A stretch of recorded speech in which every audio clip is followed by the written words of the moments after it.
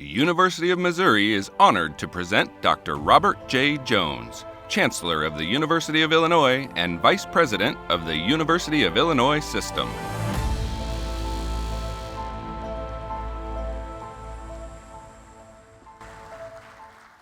Well, let me start by saying good morning.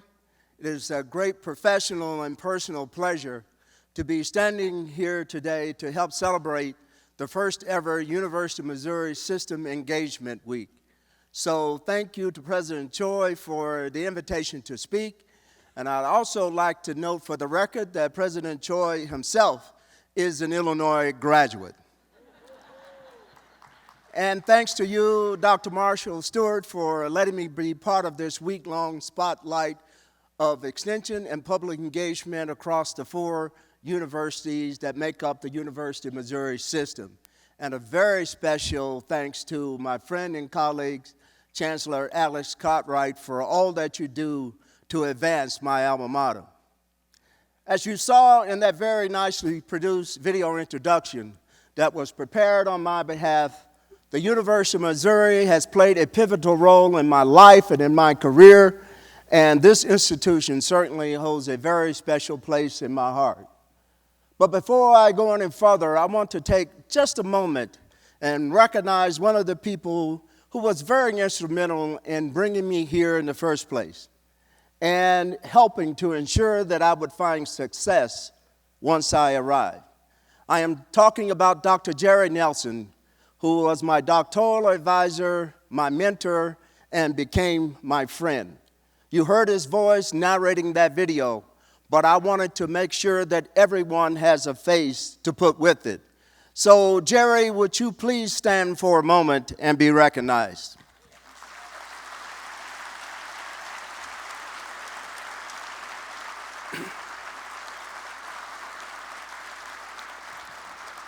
Thank you so much for all that you've done for me and for this great university and the world.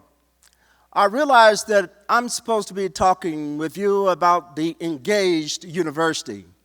But first, I want to expand some on the points that were covered in the introductory video. I want to just share a part of my story with you today because I believe it clearly informs how I came to think about contemporary public engagement and extension.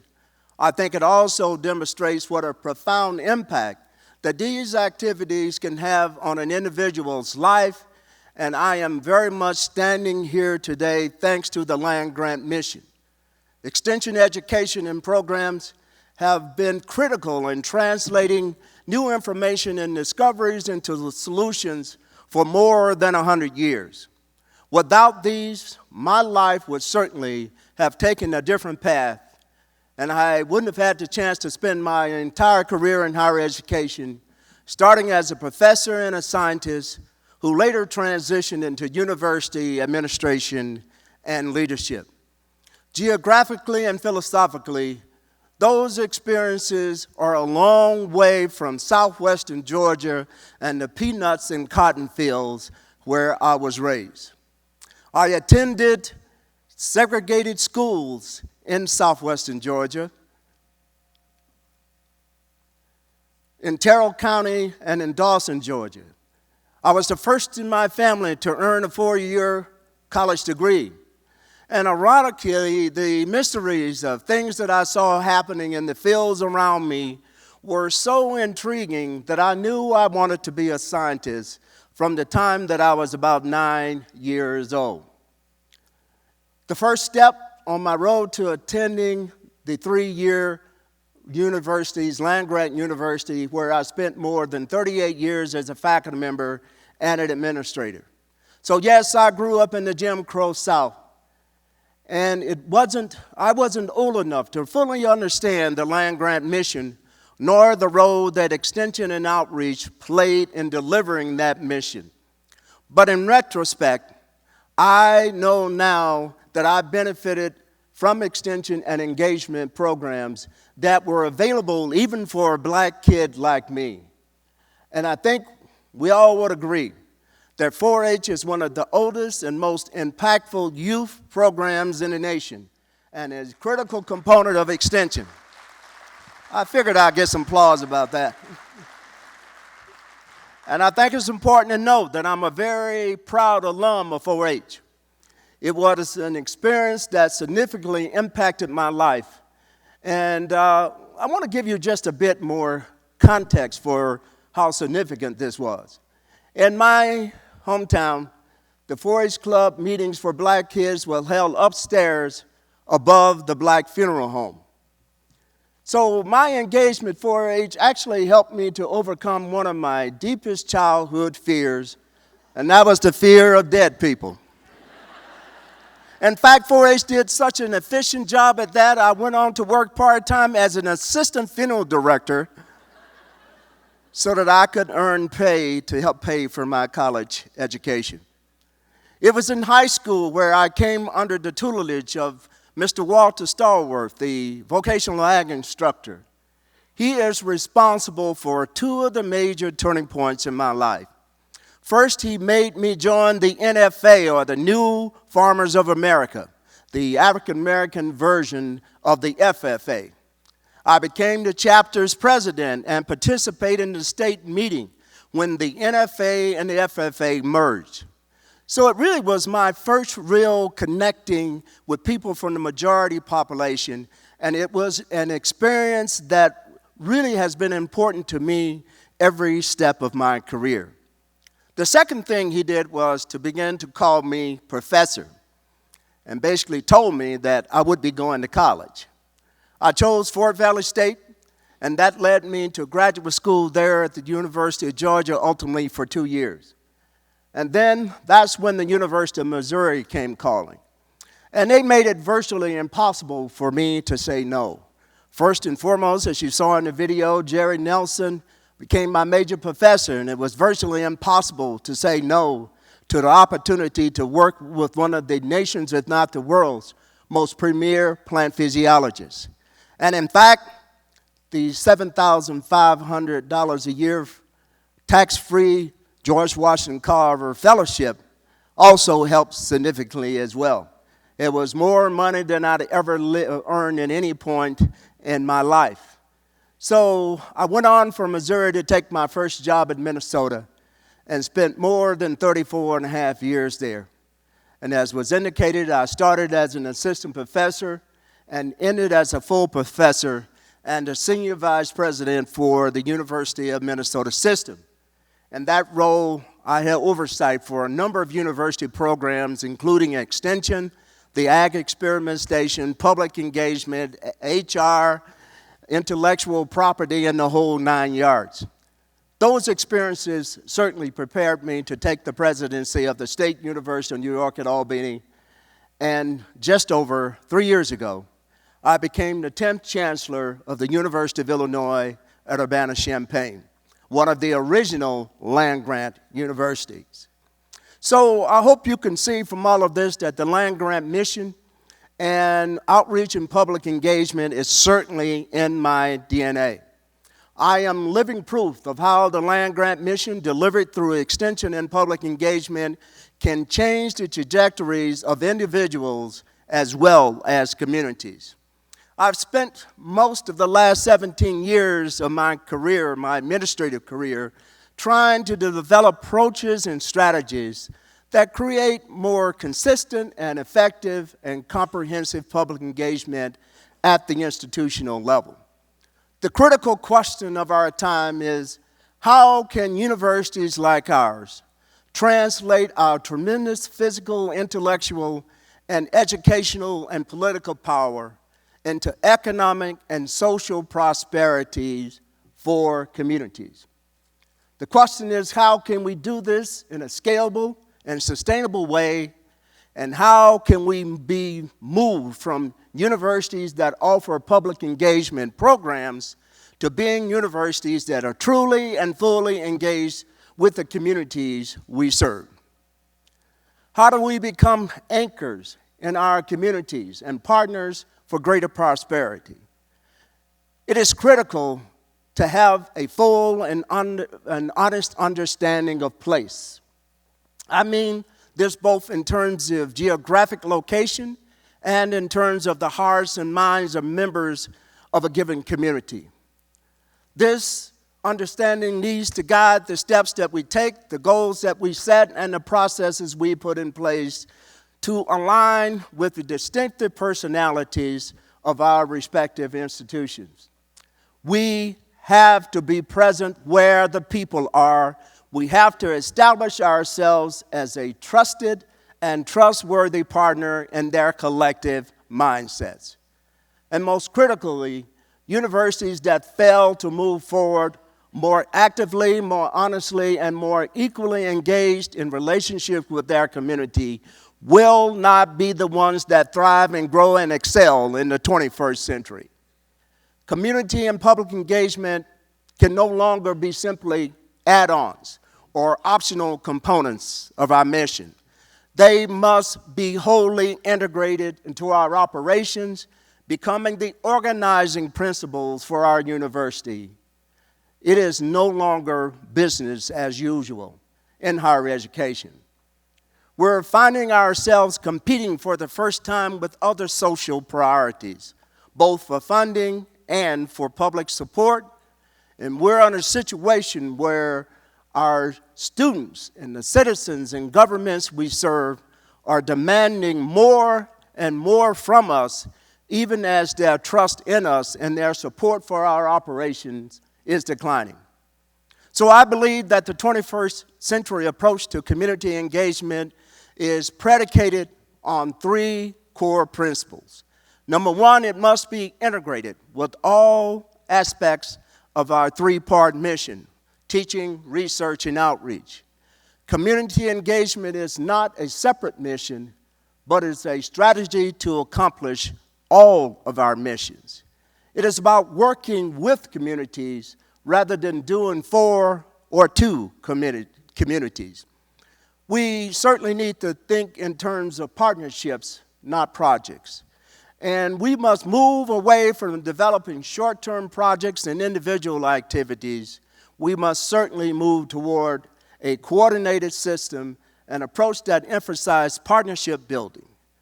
The institutions that emerge as the leaders and the most successful in this work are those that move from simply universities with engagement programs to ones that are comprehensively engaged universities. Engaged universities reward faculty members who conduct scholarship that address important societal issues. They embed special responsibilities and focus the ideals into students and academic programs. And they have systematic campus-wide strategies and agendas to put in place and the policies and structure and the culture of engagement. Of the three universities where I've had the great pleasure to serve, the University of Minnesota has the most developed and most systematically integrated community engagement efforts. It is also an effort that traces back to at least 20 years. In the late 1990s, we identified several needs and established a more systematic approach. We resolved that we needed greater coordination of our efforts across the university. It was very clear that we needed policies and systems that would support and incentivize and reward engagement work. So we simply had to deepen our partnerships, especially with those with the most vulnerable communities. So we knew we needed an approach to tackle some of the grand challenges in a sustainable and in a coordinated way. At Minnesota, once we set out this challenge, we started to create programs and policies and practices to address each one. We knew that in order to create a deeper partnership with our community, we needed a place-based strategy that created a permanent and highly visible presence in those communities. That led us to creating the first urban research outreach and engagement center in the country or in the world, and this happened in 2009. So UROC today is a permanent community-based research center located in the north side of Minneapolis. And this is a community that has a long and historic record of disenfranchisement and for its underserved community in that city. The residents of the community had long been subjects of many research projects, but they felt they were being used as research subjects, but didn't have any voice or leverage in driving the research agenda. So UROC today is a community-driven research hub that is actually anchored by the partnerships by our faculty member, but is critically anchored by the presence of Extension. It brings researchers and universities' resources together with the community to pursue programs and initiatives that benefits the areas and also furthers the body of knowledge in a wide range of disciplines. Then at the University at Albany, our engagement strategy was shaped at the intersection of the physical location with the greater need of the educational opportunities for underserved communities. We recognized that we needed a more educated workforce to fuel the region's transformation as a health sciences and high-tech hub.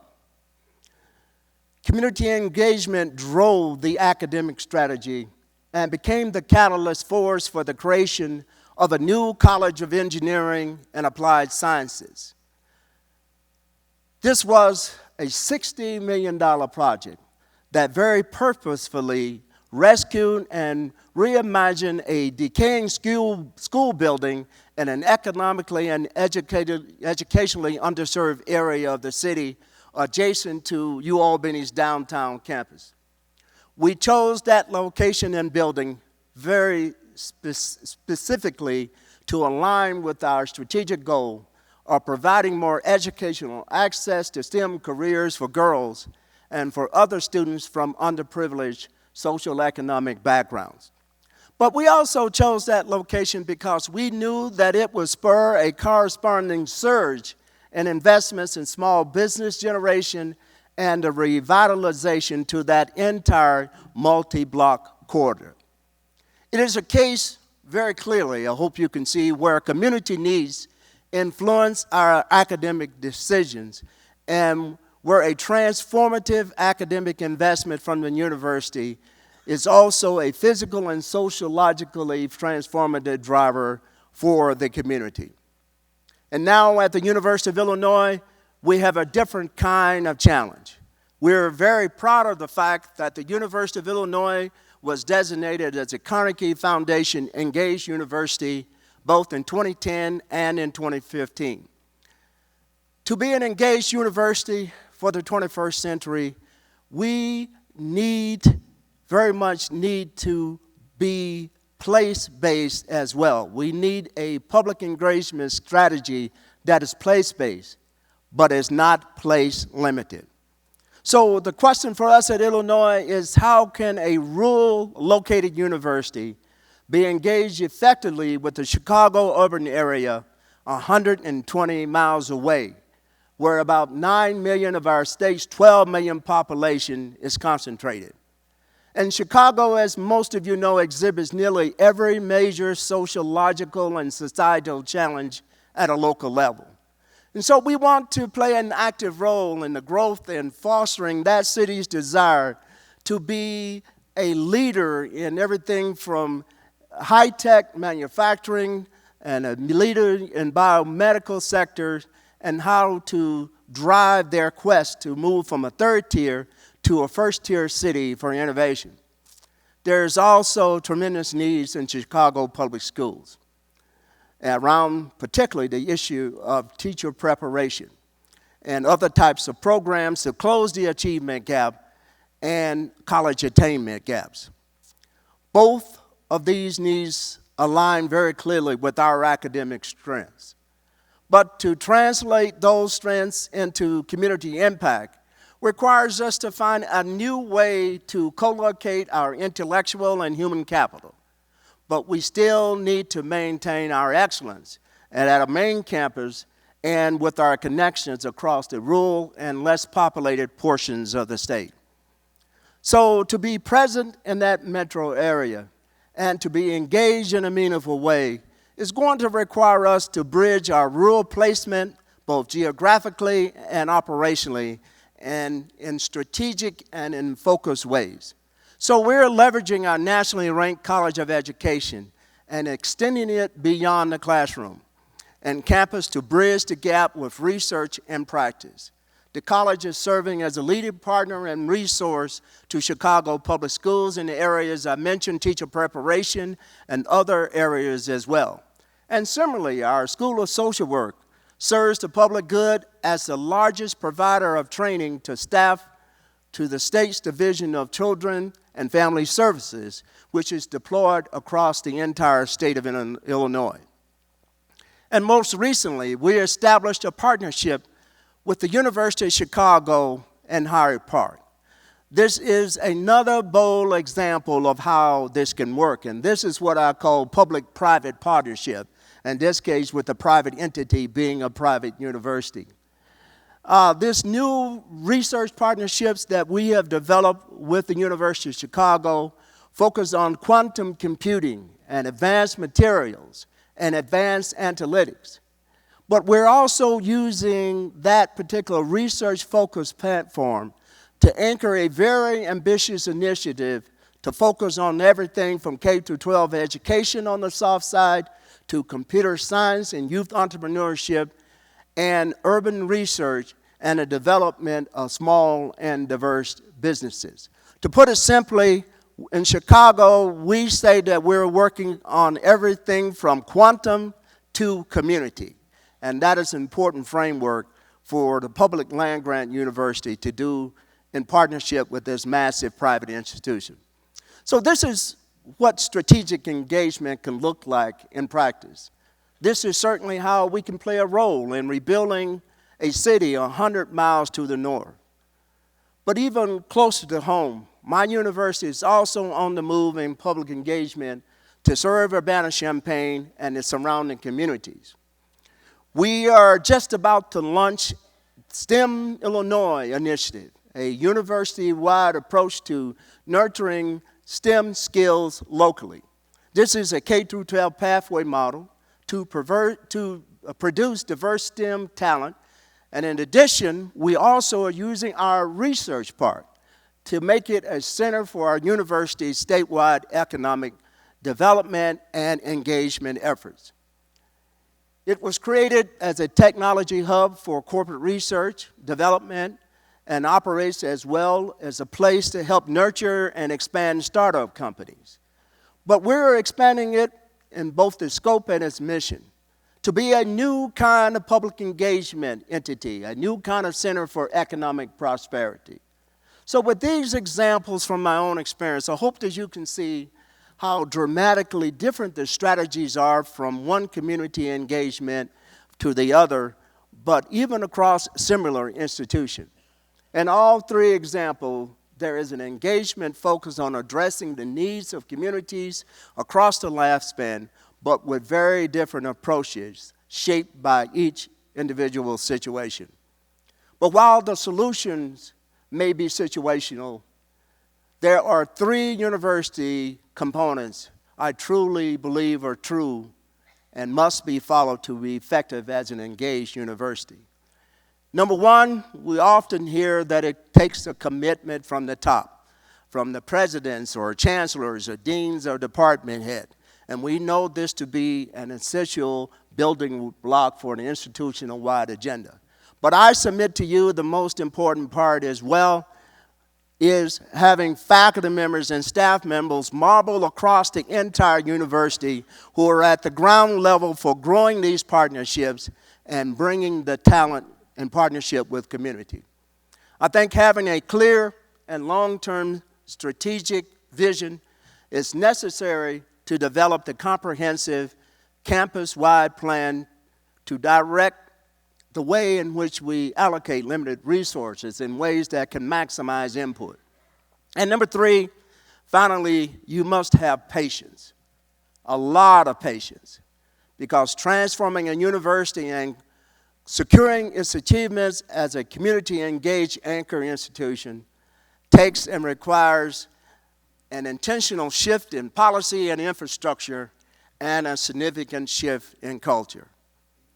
Community engagement in actual effective practice for this 21st century requires us to be willing to make some organizations organizational and some philosophical changes to the way we traditionally do things. We're also having to institute systematic changes in our academic and operational organization that can oftentimes run up against some long set assumptions and some practices. So we have to set up systems that can sustain themselves without the force of an individual personality or leader in order to build the long-term trust our communities will demand to see. And perhaps the most frightening part in many ways, is that in fostering community engagement, perhaps means that we may have to give up some level of control. And I've been around higher education long enough to know that that's a scary proposition for some. So I've talked about how we must go about broadening our institutional engagement as universities. But so far, I really haven't said much about the role of extension in this new kind of engaged university. And while I know that this is not specifically an extension event today, I also know that there's a very large contingent of University of Missouri Extension faculty and staff in the audience. So I'd like to take just a few moments to just talk about what I see as some of the changing roles, the demands, and opportunity for extension in the 21st century. It can lead to some very uncomfortable conversations about where extension fits when universities start to talk about reorganizing or reprioritizing themselves to be engagement-forward and engagement-intensive institutions. There are many misconceptions among a lot of people that when you talk about extension, you're just giving a new name and maybe moving something around to a different place on an organization chart, but you're using the same old delivery system and mechanism for different information. When you hear this from the extension side of things, it's been my understanding and experience that, and very understandably so, that leads to people sometimes feeling they have to be defensive. Because I think there is frustration that what we do is incorrectly being reduced to a kind of technical service provision. That there's some kind of idea that the network part of extension is like a mechanical engagement tool that anyone can pick up and put to work. I see plenty of heads nodding out there in the audience, and I might agree with you.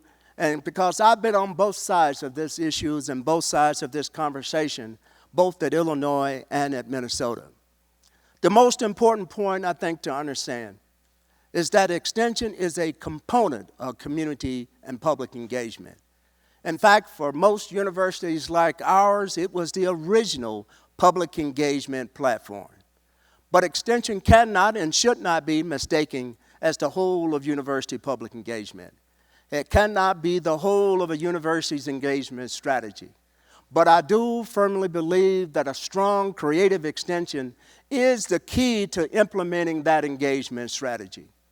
You are not just a network or connections, you are embedded in and in touch with communities where we need to be working.